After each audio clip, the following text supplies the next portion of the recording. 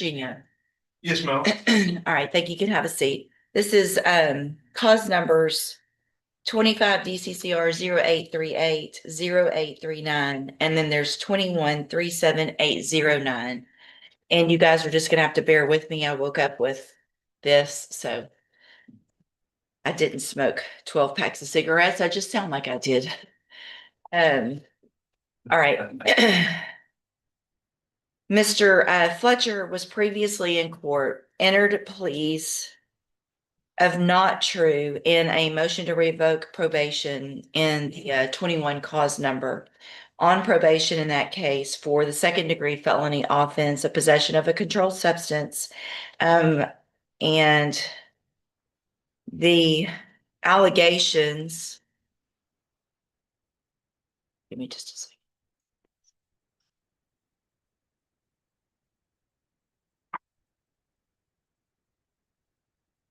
There. Okay. Counts 1 through 5 were all pleas of not true. And then I'm just going to try to look back. Were there any pleas of true to any counts, or was that all of the counts in the motion? Is what I'm looking at. Does anybody know? Do y'all recall? He pled true to any of the counts.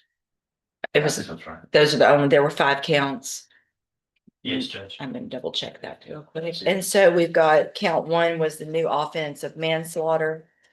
Count 2, offense of criminally negligent homicide. Count 3 was aggravated assault with a deadly weapon. Count 4, possession of marijuana. And then count 5 was unlawful carrying a weapon. And all of those, well, not all of them, we've got the first 3 stem from the same date of September 18th of 2024. And then counts 4 and 5 are from July 4th of 2023. And so we're set for a hearing today on the motion.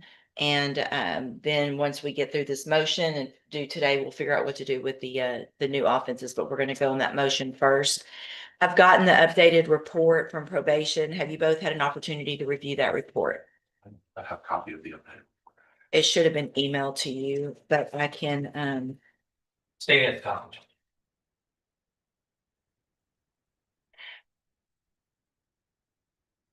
Oh, it sure was.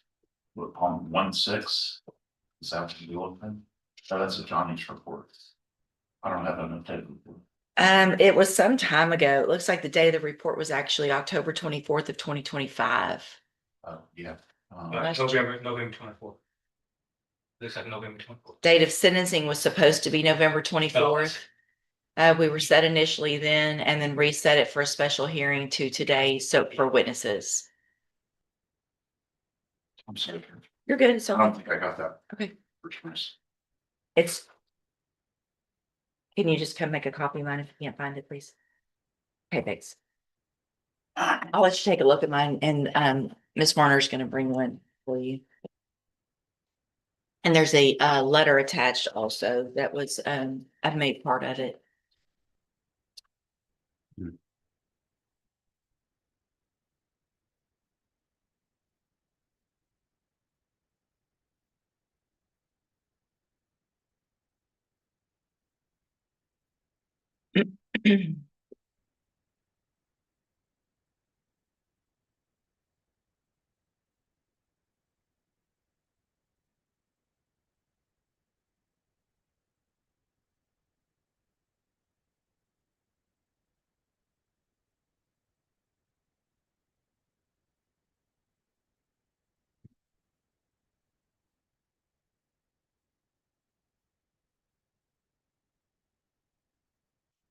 How about that? You found it?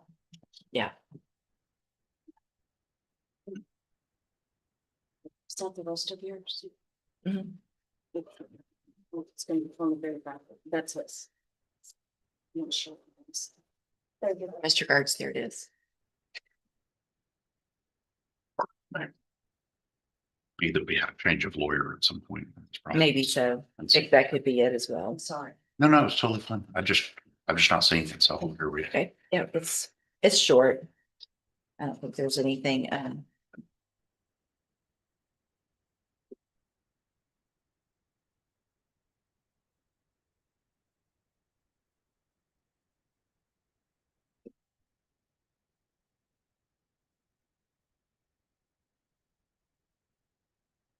It's yours. Oh, All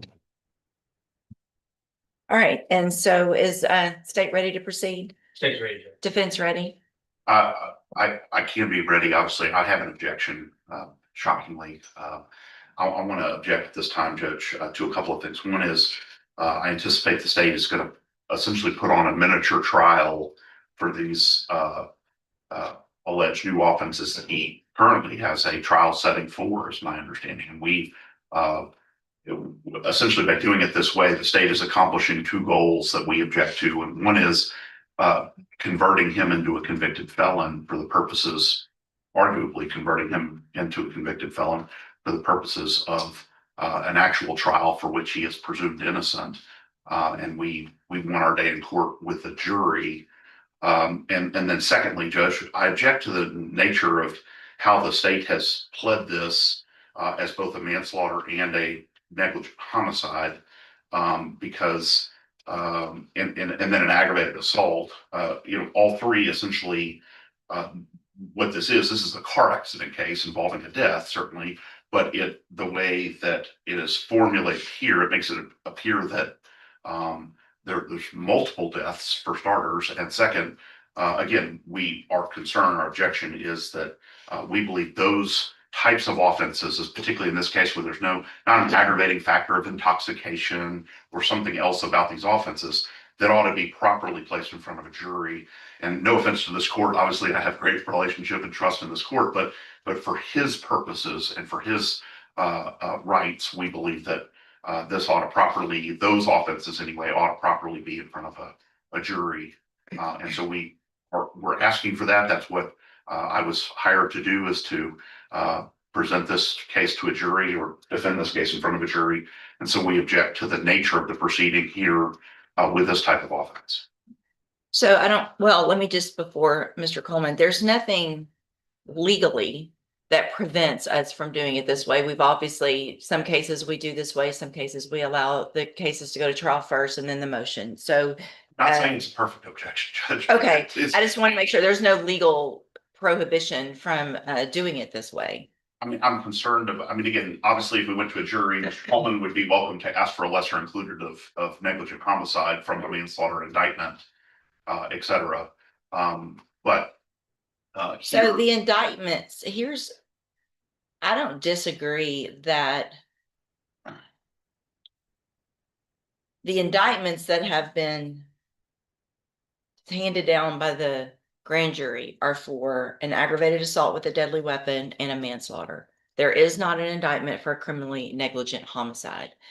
I can and have in a motion and a hearing found true a lesser offense.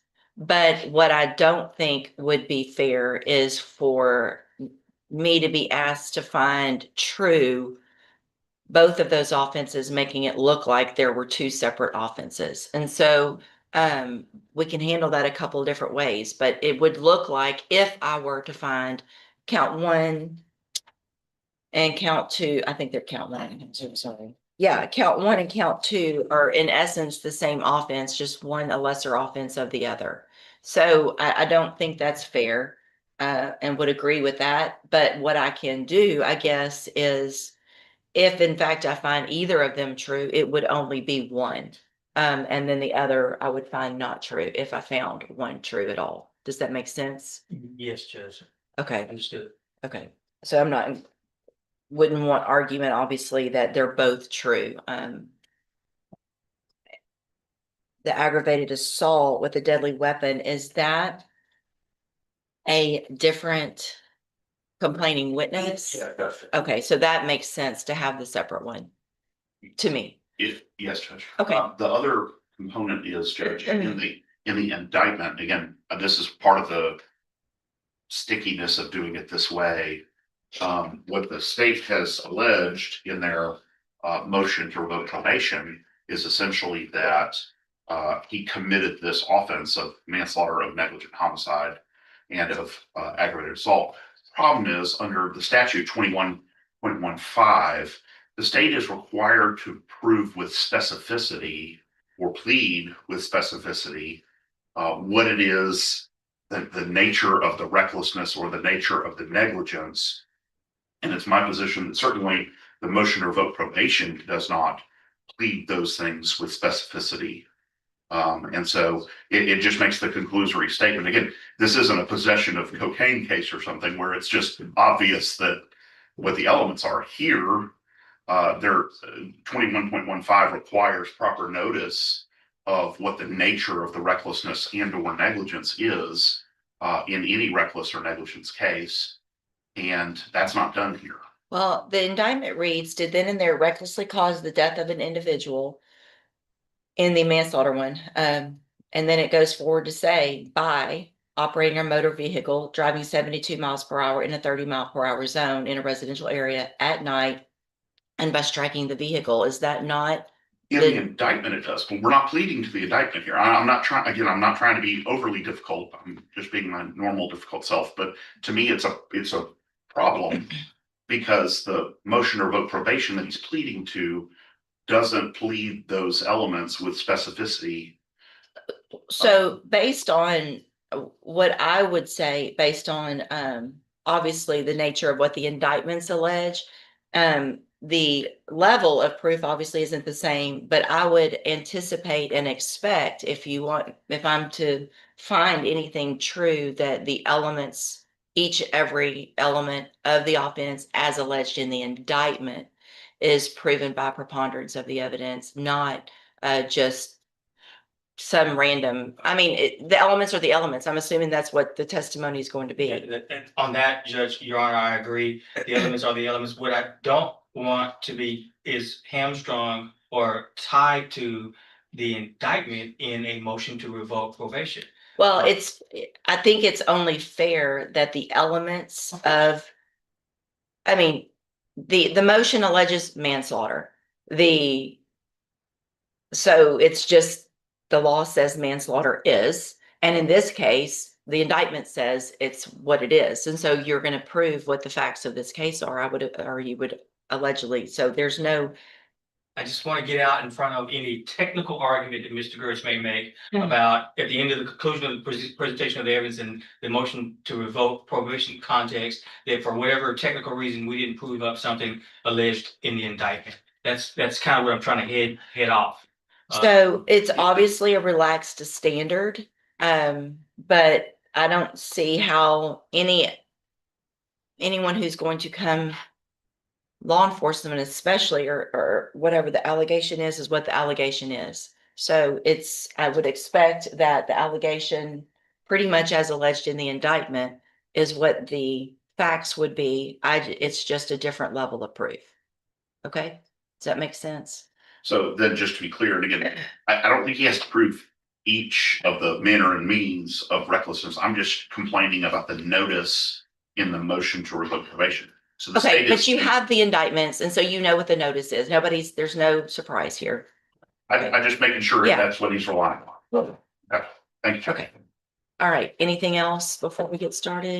Not from the state. Your Honor, before we begin, I just asked the court to take judicial notice of the entire file, including the conditions of court. Any objection to that? I'll take judicial notice of the court's file.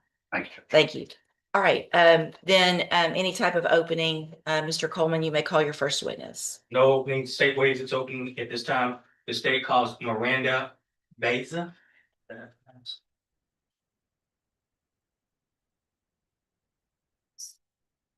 Good morning, ma'am. Good morning. If you'll please raise your right hand, do you swear or affirm the testimony you're going to give in this hearing will be the truth, the whole truth, and nothing but the truth? Thank you. You may have a seat.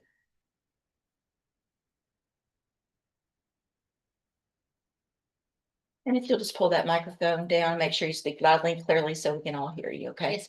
Thank you. May proceed. Thank you, Your Honor. Would you please state your full name and bullet order? Miranda Baeza Baeza, I'll try to pronounce it correctly. How are you employed, Ms. Baeza? with the Jefferson County Adult Probation Office. Does part of your duties include supervising individuals who are placed on felony probation? Correct. And did you have or have you had an occasion to supervise an individual by the name of Larry Glenn Fletcher Jr.?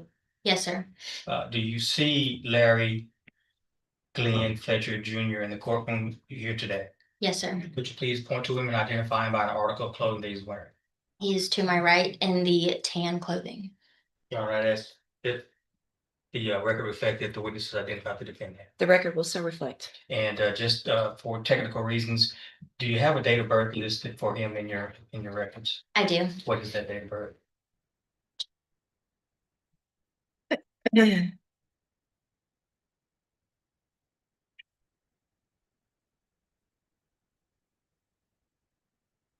December 12th, 1992. He's on a second degree felony probation for what offense? Possession of a controlled substance. And what is the length of that probation? 5 years. And when did he go on that probation? He was granted probation October 11th of 2021. Now, you have not been his probation officer for the entire length of his supervision, have you? Correct. When did you start supervising this defendant? March of 2024. Now, you are, however, familiar with the process of explaining the conditions of probation to each and every probationer, correct? Correct. Do you have any reason to believe that that process was not followed with this defendant? I do not. Do you have any reason to believe that he did not acknowledge those conditions of probation? I do not. Do you have any reason to believe that he did not understand those conditions of probation? I do not. And final question is, what is condition number 1 of his probation? Do not commit any new offense. And let's be a little bit more specific. Any offense against the laws of the state of Texas or any other state or United States, is that correct? Correct. I'll pass the witness restriction. Thank you. Mr. Gertz? Mr. Fletcher's term of probation was set to expire in October of this year, is that right? Correct. And I understand a motion to revoke his probation was filed in July of 2025, is that right? Correct. He's continued to be on bond and now probation since that time, is that right? Correct. And supervised by you Correct. and compliant? Correct. And you didn't have any trouble communicating with him, did you? No, sir. He was polite with you when he would meet with you, visit with you, etc. Yes, sir. And he was generally compliant with the terms and conditions of his probation. You agree with that? Correct.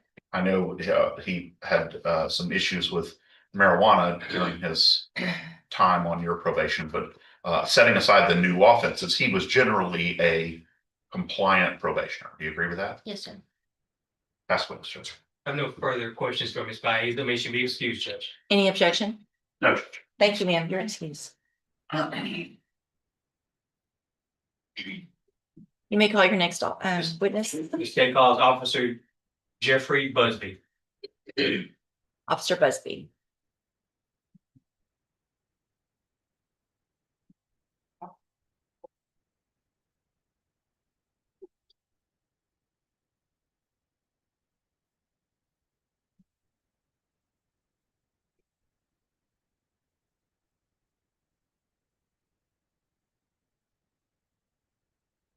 Good morning, sir. Please raise your right hand. Do you swear or affirm the testimony you're going to give in this hearing will be the truth, the whole truth, and nothing but the truth? Yes, ma'am. Thank you, sir. You can have a seat.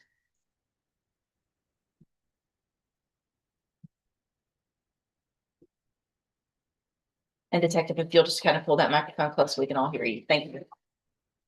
Please state your full name for the court reporter. Jeffrey Busby. And could you help me with the rank? I referred to you earlier as officer. Is it actually detective? I'm a detective. I apologize.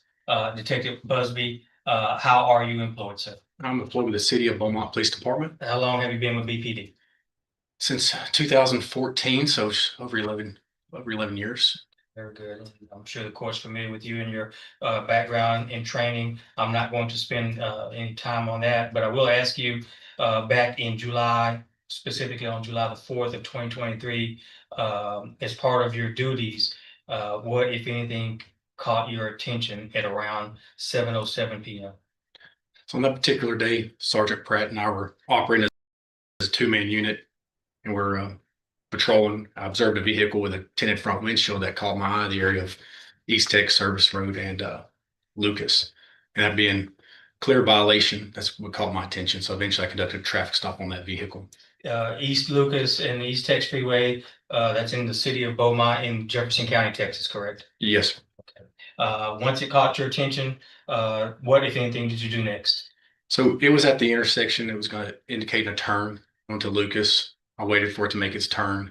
And then from there, I got behind it and activated my lights to initiate a traffic stop. And we came to a stop in the Home Depot parking lot, which is the 4200 block of East Lucas. And I'm assuming you made contact with the operator of that vehicle? Yes, sir. And when you made contact with that operator of the vehicle, was the operator of the vehicle the sole occupant of the vehicle? Yes, sir. And what, if anything, did you observe or experience? So as I was approaching the vehicle, the tent was excessively dark on the sides also. So I called out to the driver to roll all the windows down so I could see inside the vehicle as far as for safety. And then once I made contact with him, I immediately smelled the strong odor of marijuana coming from the vehicle. And are you familiar with the distinct odor of marijuana through your training and experience? Yes, sir. And the driver, the sole occupant of the vehicle, was he identified? Yes, sir. And who was he identified to be? So Larry Fletcher Jr. Larry Glenn Fletcher Jr.? Yes, sir. Do you see the individual identified that day as Larry Glenn Fletcher Jr. in the courtroom today? Yes, sir. Would you please point to him and identify him by an article of clothing that he's wearing? Here in a light tan color polo. I asked the record reflect the witnesses identify the defendant. The record will so reflect. What did you do next? So after I made contact, smelled the odor of marijuana, asked for his ID. His ID was above his sun visor around that area, so he handed it to me. And then as I was briefly speaking with him and smelling marijuana, I went ahead and had him exit the vehicle. Okay. And what, if anything, did he admit to you after exiting the vehicle? So as either right before he exited or as he's exiting, asking, has he weapons in the vehicle? He says no. As he exits, we're getting to the car, asking, is any marijuana, any weed in the car? He says yes, that he does. Okay. And in addition to you smelling the distinct odor of marijuana, the defendant has now admitted that there's marijuana in the vehicle. And did you obtain consent to search the vehicle? I did. I asked if I could search his vehicle, and he said I could. I had a probable cause already, but he also gave me consent. That was my next question, is whether or not you even needed consent. Yes, sir. All right. So you conducted the search of the vehicle. What, if anything, did you find? So I first checked where he was sitting at, which is around the driver's seat, and underneath the seat, I saw a black handgun. When I looked under the seat, the handgun was pointing at me, so the barrel was facing towards kind of the gas pedals. That kind of caught my attention, and behind it, I could also see a small container to the silhouette. It looked like large marijuana buds. So after I seen the firearm, I went and placed him in handcuffs because he originally said he didn't have a firearm. Now he does. That really brought my suspicion up on why he would lie. Anything else was in addition to the firearm and the marijuana in the front seat? Anything else that was found in the vehicle? Yes, sir. After I placed him in handcuffs and got him secured, I continued my search and found a Nike black backpack. It was white and black in the back passenger seat area, and that contained a larger amount of marijuana. What, if anything, was tell the court how the marijuana in the backpack was packaged? So it was originally this vacuum sealed bags, and the bags looked like they were in 1 pound increments, but that wasn't the total weight. It was going to probably be around 1 to 2 ounces in each bag, but the bag itself is 1 pound bags vacuum sealed. And also inside the backpack was a functioning digital scale. Anytime I see a scale, I'll see if it's functioning to make sure that it is true, because if you have a functioning scale, it means that they're more likely using it regularly. Okay. And based on your training and experience, where you've got individually wrapped baggies of marijuana, you've got a firearm, you've got a digital scale, based on your training and experience, what is that typically indicative of? For me, you're either a narcotics trafficker or you're a high-end buyer. And in addition to the defendant admitting that there was marijuana in the vehicle, based on your training and experience, are you familiar with the appearance of marijuana? Yes, sir. During this period of time, I was a narcotics detective. I have many years' experience leading up to this, but this particular time I was assigned to narcotics as a detective. And this substance that he identified as marijuana was consistent. Is it your testimony is consistent with the appearance that you know to be marijuana? Yes, sir. Based on all of those things, did you form an opinion as to what, if any, laws this defendant had violated? Yes, sir. Other than the traffic violations, placed him under arrest for possession of marijuana and the UCW. possession of marijuana in violation of Controlled Substance Act, section 481.121, Yes, sir. and a UCW unlawful carrying of a weapon in violation of section 46.02 of the penal code. Yes, sir. What made that a UCW, how did you get there? So whenever you have a UCW charge, you can reach it a few different ways. For this, he has committed another offense other than traffic. So with the marijuana, it was going to be a minimum of a Class B misdemeanor. So that gives you the UCW. Very good. Were you outfitted with any recording device or devices that day? Yes, sir, I was.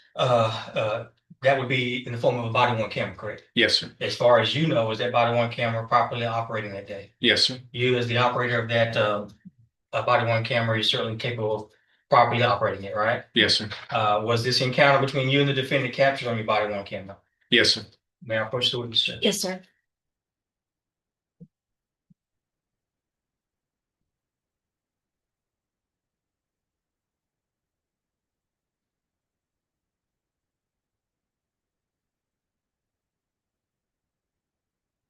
Detective Busby, I am showing you what I am marking as state's exhibit number 1. For the record, what type of a device are we looking at here? It's a USB thumb drive. Do you recognize that USB drive? Yes, sir, I do. How do you recognize that USB drive? So I have a piece of paper here, my initials and the date that I've observed this and observed the recording on there. And what date was that? It's today. Just before you testified? Yes, sir. Your Honor's time state on stage 1. Well, and the contents of this video, are they true and accurate with no alterations and deletions as far as you? Yes, sir.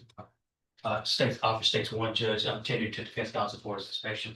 I might add, it was also provided to defense counsel discovery.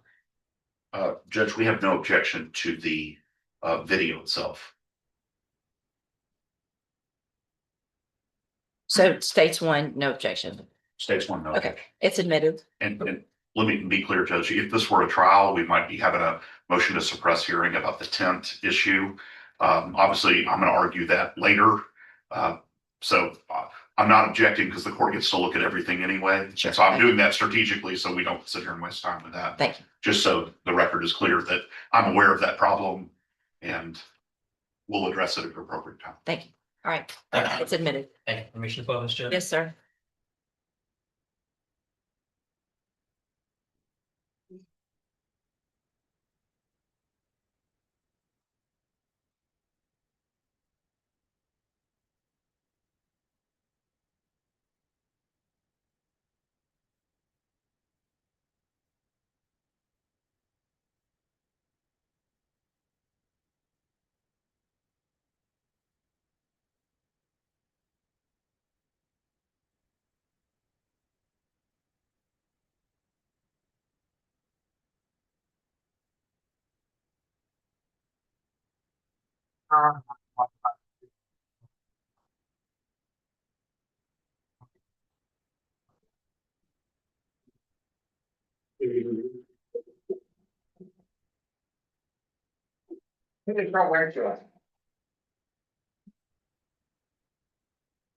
Roll all your windows down, sir.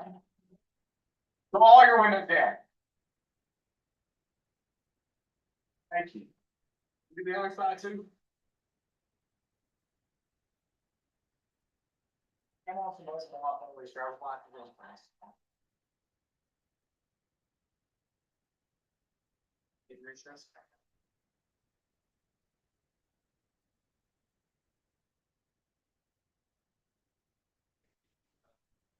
Report detailing your involvement in this case? Yes, sir, I did. Did you do it at or near the time when these events were still fresh in your mind? Yes, sir. Did you review it prior to testifying here today? Yes, sir. No further questions. I pass the witness, Judge. Thank you, Mr. Coleman. Mr. Gertz. Detective, do you have some kind of instrument that you use to test out whether someone's temp is over the 25% level or not? Yes, sir, I do. Okay. I noticed that you immediately had him, Mr. Fletcher, roll down each of his windows. Mhm. I also noticed, at least in what I saw here, that you did not use that instrument on his vehicle. Is that correct? That's correct. The Texas Transportation Code lays out the percentage that you're allowed to have or not have of tint in terms of the amount of light that can get through it. Is that correct? That's correct. when you observed him driving the vehicle before you initiated a traffic stop, were you next to him or were you passing him? It would have more than likely been passing him. You don't recall? Well, I don't recall because I don't see on the video, but I recall the day. And whenever me and Sergeant Pratt were working, we were in the north end and we were going towards the west end because that's kind of a typical path I take. Mr. Fletcher would have been on the service road to my right as we passed, and that would have caught my eye because working interdiction, illegal front windshield, like the 10 on the front windshield catches my eye. It's something that I look for, and that would have caught my eye. So I would have turned around and waited for him to get his green light so I can get behind him and conduct my stop. Because I believe on this particular stop, his registration was cut out around the tent. So you could see the difference between the registration having no obstruction and the tent itself on the front windshield. Okay, but so your testimony is that he's not allowed to have any tent on the front windshield. As long as it's not below the AS1 line, approximately 3 to 4 inches from the top of your windshield, there's an AS1 line that's indicated. Yes, sir. Now, if you get an aftermarket windshield, it might not have that AS1 line there, but you can't have tint below that AS1 line unless you have some type of disability and you have a letter saying you can have this from a doctor. Did you, each of the, when someone puts tint on windows and windshields, et cetera, they're required to have a certification sticker on there, are they not? They should, but not everybody puts those certification stickers on there. Sure, but did you observe whether or not these had any kind of certification on them or not? No, sir, and I wouldn't have, because of my questioning, I might have not have looked at that because he says he buys the vehicle like that. Because if he'd have said, I put it on there, my follow would have been, well, do you have a medical reason? Giving him a reason for this. Did you ask him when he bought the vehicle? I did not, Did you ask him how long he'd owned the vehicle? not that I can recall. Okay. Judge, I'll pass the witness. All right, thank you. I have no further questions for the Detective Busby. Any objection to Detective Busby being excused? No, Judge. No, Judge. Thank you, Detective, you're excused. Thank you all. You may call your next witness. This day called Officer Gabriel Fales, Felds, Fells. thank you.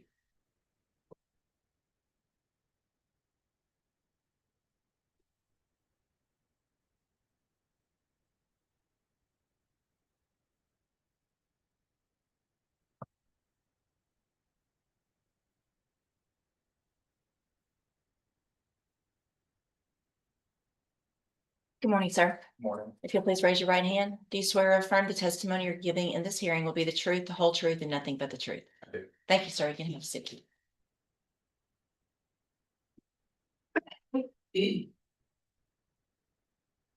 I'm gonna just kind of move that microphone over a little bit so we can all hear you. Thank you, sir.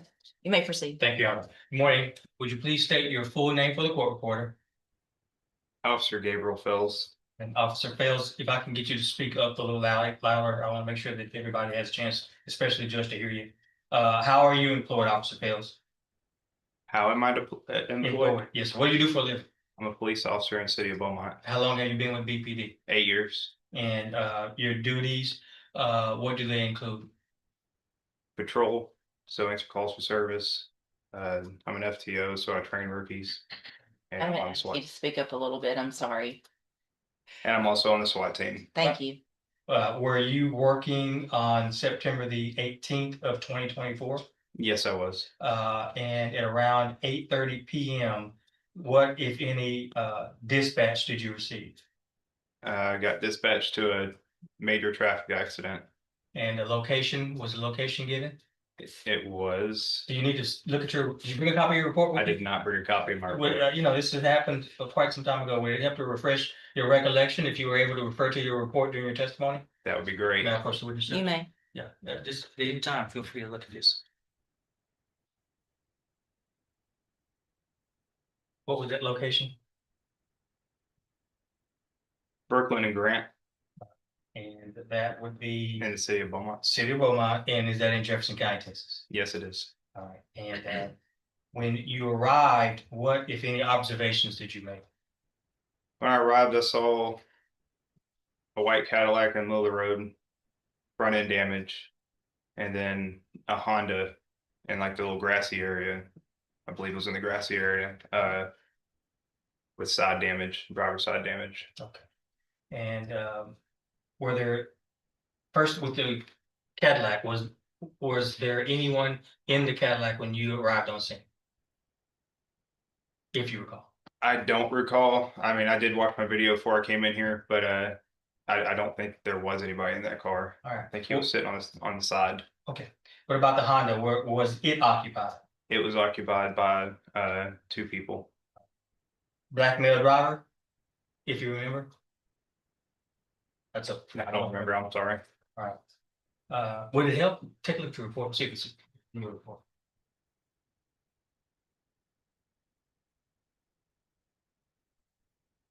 Yeah, it was a black male, black female, All right. Who was in the driver's seat, if you can tell? black male. How would you characterize, I mean, were they moving around? They were not. All right, and, okay. Are you familiar with the speed limit on that, in that particular area on Grant Street? No, but it's residential, so I'd assume 30. Okay. Did you at some point speak with the driver of the Cadillac? I did. At some point, was the driver of that Cadillac identified? He was And who did he well, you actually looked at his driver's license. on his phone. On his phone. What was his identity based on that driver's license? Larry Fletcher. Did he give you a date of birth, or was there a date of birth reflected on that driver's license? Date of birth 12/12/92. And if you recall, what, if anything, did he say to you about what happened? He said he was driving down the road and someone ran a stop sign. Did he say anything about applying brakes? He said that he slammed on his brakes trying to avoid the collision. And was he offered medical treatment? I offered it. He said that he didn't need it. He said his leg hurt.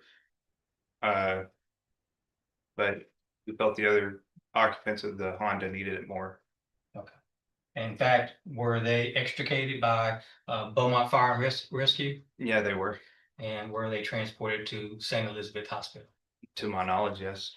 And to your knowledge, did the black male survive his injuries? I honestly don't know. I didn't know until Okay, I was well, coming in here. Let's leave it at that. Were you outfitted with body-worn camera equipment that evening? Yes, I was. And as far as you know, was that body-worn camera properly operated? Yes. And the scene as you observed it that evening, was it captured on your body-worn camera? Yes. May I approach the witness? Yes, sir. Officer Fails, I'm showing you what I'm marking as State's Exhibit number 2.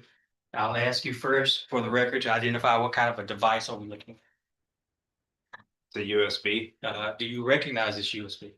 Yes, I do. How do you recognize this USB?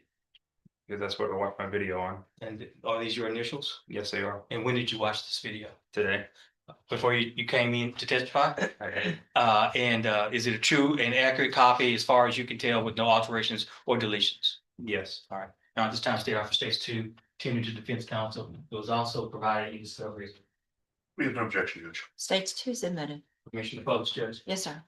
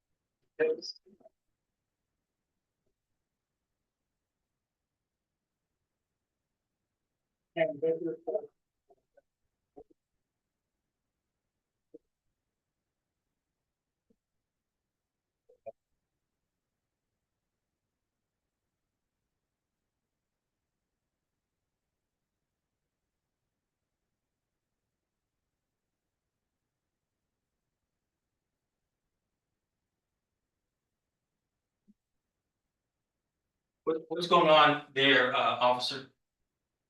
What's happening? Looks like fire is trying to extract a drug.